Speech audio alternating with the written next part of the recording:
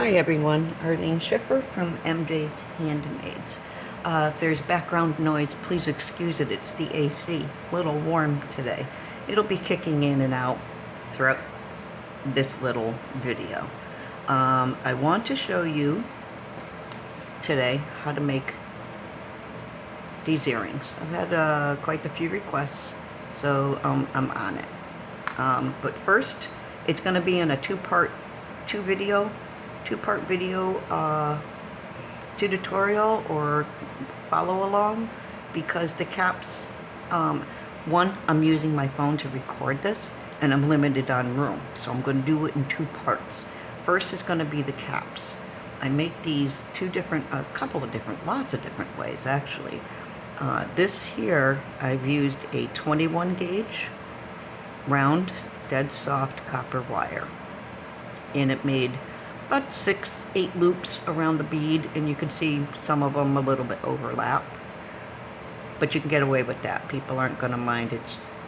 They're all handcrafted, and they came out beautiful. I'm really impressed. But today I'm going to show you how to make them a little bit smaller, and how to make sure they're anchored so they don't come apart. You don't have to anchor them or bind them together, but do keep in mind when you fold them over, they're going to separate, and there's going to be a lot of adjustments that you're going to need to make. So we'll just make these. I've got a fly or something flying around. We'll make these. They're pretty and they're nice. You can use copper, silver, gold, aluminum if you want to. I wouldn't necessarily go steel with too small of wire. It's too tough, and it might end up, you might get too frustrated. Just leave it at that. What you will need, again, I can do them in 20 gauge, 21 gauge, but because I'm making a smaller cap, I'm going to do it in 24 gauge wire. About 10 inches, 12 inches is about all you need. You need wire cutters, of course. Going to need some flat nose, whatever kind you want to use. These are bent, so they're just hanging around looking good. Round nose, and depending on how uniform you want to be or how natural you want to go, you can use veil makers. Some people call them jump ring makers, but look it up and you'll find these easier if you just look up veil makers. Keep uniform sizes by using one of these. This is the smallest, so I wouldn't use this unless I'm going to create a cap for something bigger than like 10 millimeter, 12 millimeter. For an 8 millimeter, you're gonna get like maybe 5 to 6 loops, and it could be overkill. So I'm going to use these and keep it as uniform as possible. Again, 24 gauge wire I'm going to use. It's dead soft round, about 10 inches to a foot. You don't need a lot. And to bind it together, 30 gauge with this size wire would be perfect. But if you don't have it, 28 gauge will work out just fine. I wouldn't go 26. It might end up too bulky on a 24 gauge base wire. So, but if 26 is what you've got, then try and make your caps out of a 21 gauge wire if you have that. If not, wait it out. That's the best I can tell you. Okay, and you don't need a lot of the binding wire. First thing I'm going to do, if you can see this, I make a swirl, and it's about 3 to 4 rows depending on the size of my bead. Now these are custom fit to each one, like this. It'll look similar to this.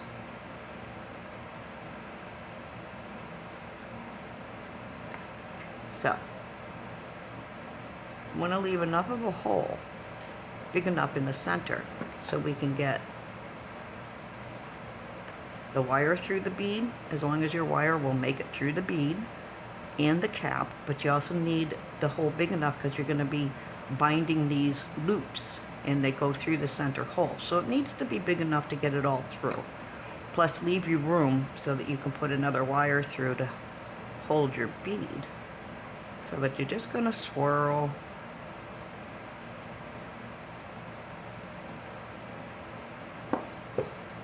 Ooh, let's not drop that stuff.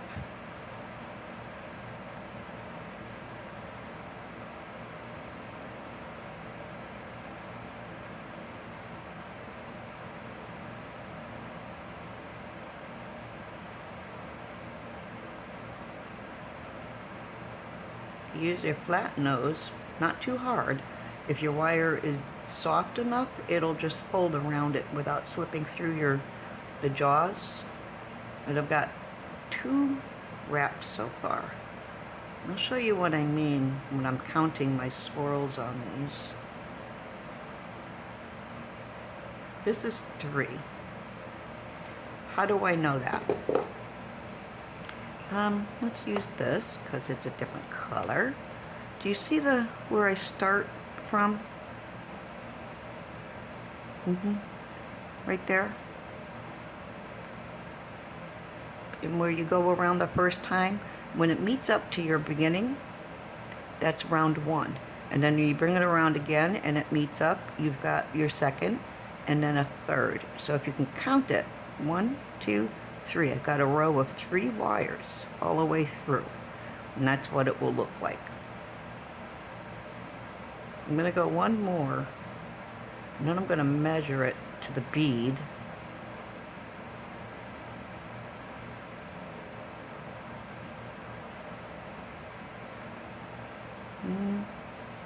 That'll be good.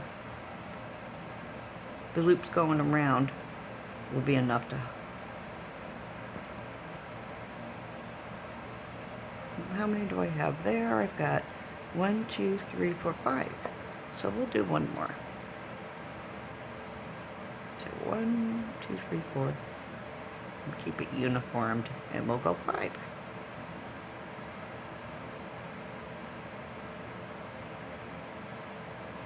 I'm going to stop right there where my starting point will be my ending point, not the outside. Go a little bit over. And this is where the round nose comes in. And it's going to be flimsy. It's only 24 gauge. So it's going to be a bit. I'm going to do about maybe 1/4 of an inch. And you go over the top. Just over the top. And bring it in. 1. And we go all the way around, trying to keep it as uniformed as possible.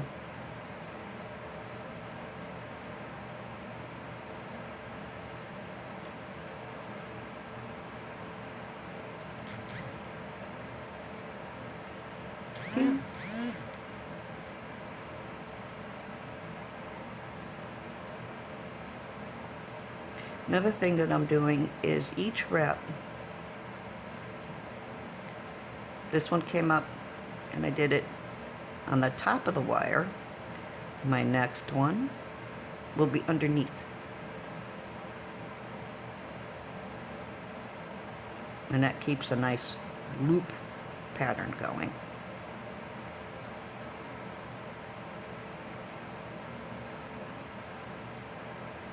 And if you forget where you've been, or whether you went over or under, it's okay too.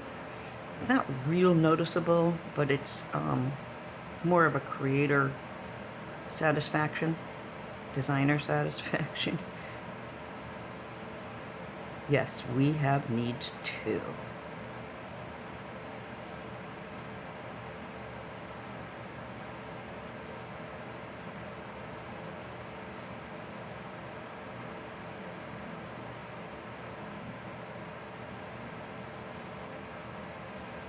Get a good amount of loops going on.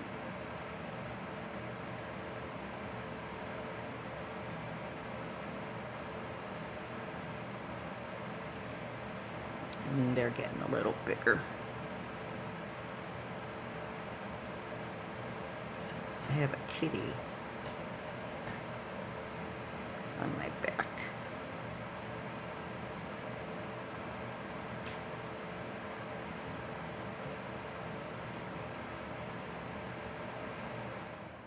So I wonder how many times I just went off camera. And there we go.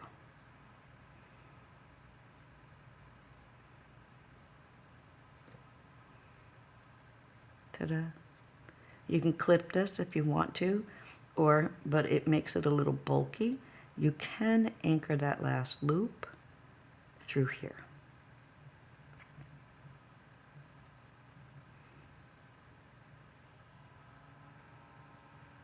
I think instead, yeah, I'm gonna do it that way. I really don't like doing this. Again, it makes it a little bulky, but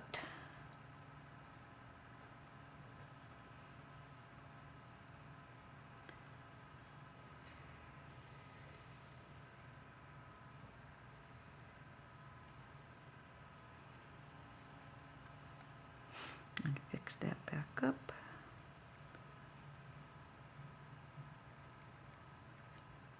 When it comes to wire wrapping or anything artistic, you really don't make mistakes. It's art.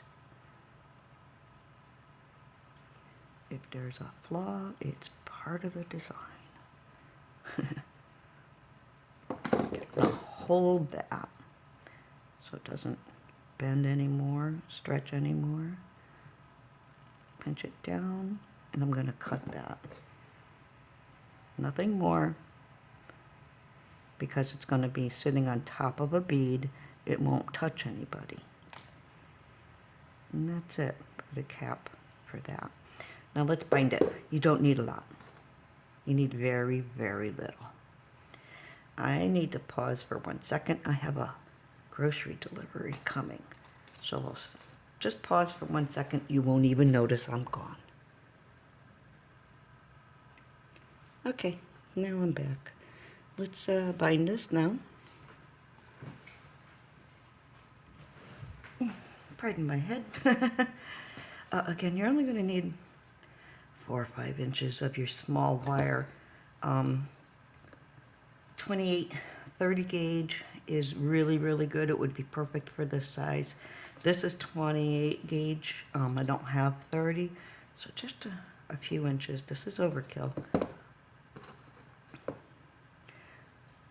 And where we clamped it is going to be the back side. It's the part that's going to be on your bead, touching over your bead.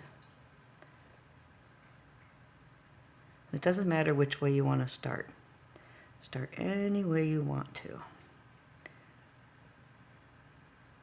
And get through the loop.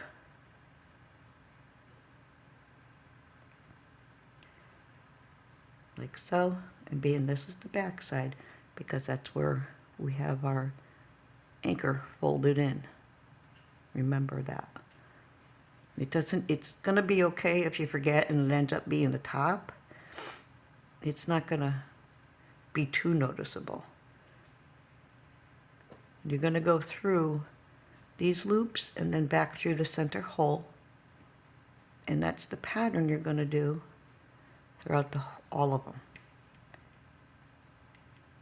Back through a loop.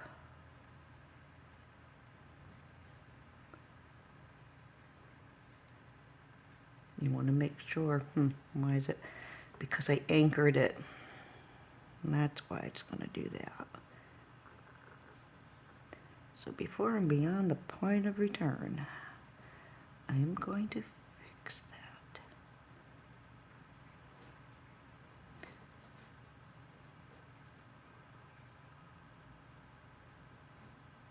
I forgot to hold on to it so that it didn't go too far. All right.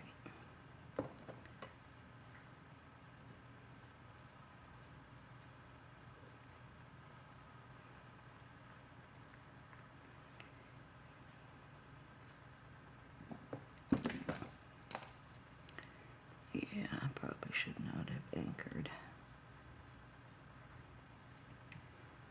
All right. anchor side last. Back through. Again, remember which side has the anchor. That's going to be your bottom. I'm going to start the opposite side.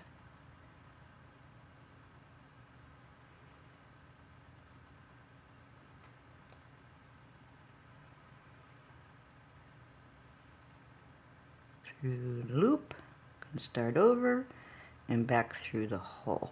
You want to make sure you're flat. So always make sure and give it a squeeze.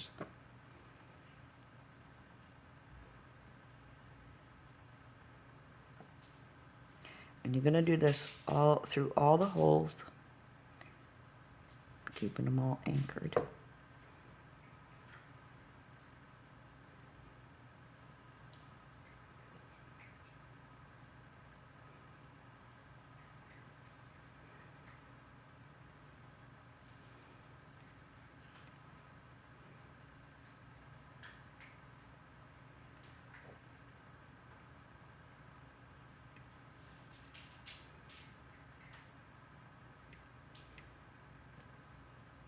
Good pinch.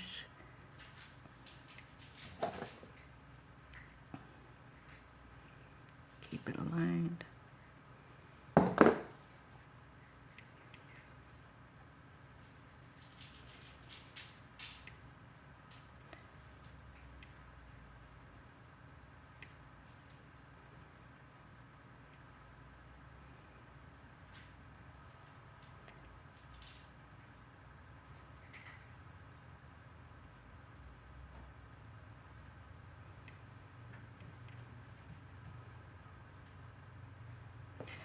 Don't use up all of it. You know,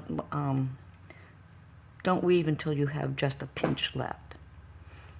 Leave a little bit.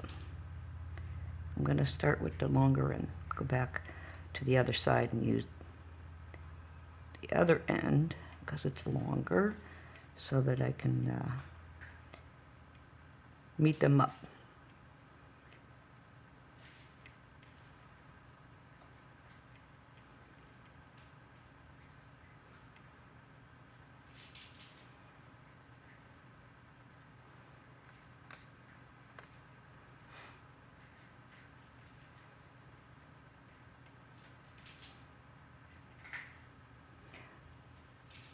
Is my head blocking the camera?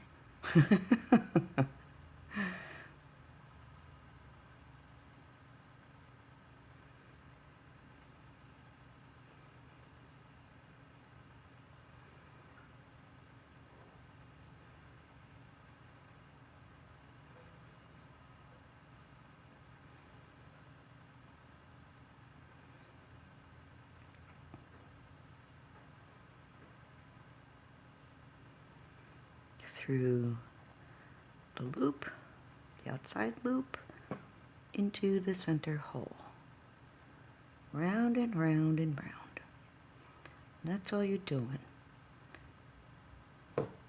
Through the hole, back up from the bottom, into the loop. Make sure it's flat, into the center hole. Just like that.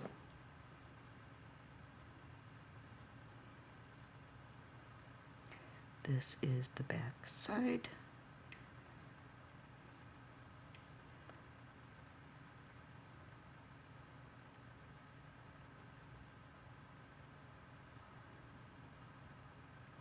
And now our wires are together.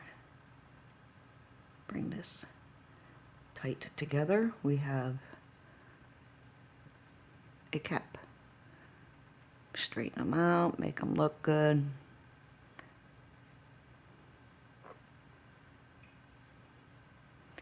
Now that you're done with these, do the twisty tie thing.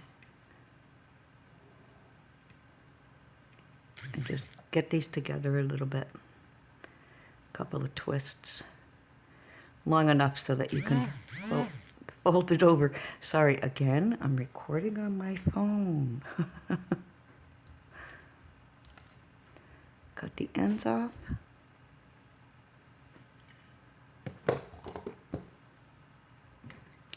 flat nose. Whichever way it's going to bend flattest. Just don't let it stick out. And there we have it. We have a cap so far. Looks like I got a double loop here. That's okay. It'll be all right. Now, how do we fit these to the bead? Quite easy. You have, make a loop. Get your bead on there. You want to make something so that the bead doesn't slide off. You can even use the silicone backs to earrings. They're perfect for keeping your beads from sliding all over the place. Perfect for uniform spacing. They're really, really good. A lot of people will put a bead on their wire. Personally, I can't stand that because the bead slides all over the place. If it's not in your way, it's sliding, and your uniformed spacing is shot to hell. So I don't do that. I use the silicone earring backs. Even had people argue with me, tell me they like the slide of the bead. So go for it. To each their own. And this is the bottom. It's the part that's going to touch the bead. And this doesn't want to go through. Come on. In you go. Alrighty. I'm just going to fold them down. You can pre-fold if you want to using flat nose or round nose. Doesn't matter. But you're going to squeeze tight. Squeeze, squeeze, squeeze. One of the other things I really like about making my own caps is I've got open loops. If you ever notice manufactured caps, if they have a loop, a lot of times they're closed and they're not as open as if you're going to make them yourself. That came out kind of cool. Looks as good as the other one. But one of the things that's really cool with these is you can Viking knit or chain link, whichever you'd like to call it, but it's a Viking knit. You can Viking knit them and put this whole bead into like a cage type thing. It would look super, super cool. Also, another thing I like about these is I make some chandelier earrings. Let me show you. Ta-da! Come on, baby. So now I'm going to add more, and I'm going to make this, of course, even with the other two, but a chandelier type or sun catcher type thing. Earrings, if your state allows it, you can put them in your rear view mirror and have some bling and dangle going on there. Beautiful for if you still use pull cords on lights for like your basement or a closet or something. They're so pretty for the bottom of the cord, for the pull cord. But yeah, all kinds of different ideas and stuff you can do with these. But stay tuned. The next video, we will follow through with these beads and we will make this earring. See? Similar to this earring anyways. You're going to want, well, I'll tell you in the video. But thanks again for watching. I hope you learned how to make a bead cap and start making your own. Don't buy them anymore. Those are, it's not for handmade jewelry. This is for handmade. Otherwise, when you buy the accessories, it's just assembly. You're assembling, creating your own design. So, but stick around. Follow me. Subscribe to my channel. I'm in Facebook under Arlene Schiffer or Miss May Werribee. Look either one up, you'll find me. That should be it. Have a great day. Stay tuned for the second half of the video to make the earrings. So long.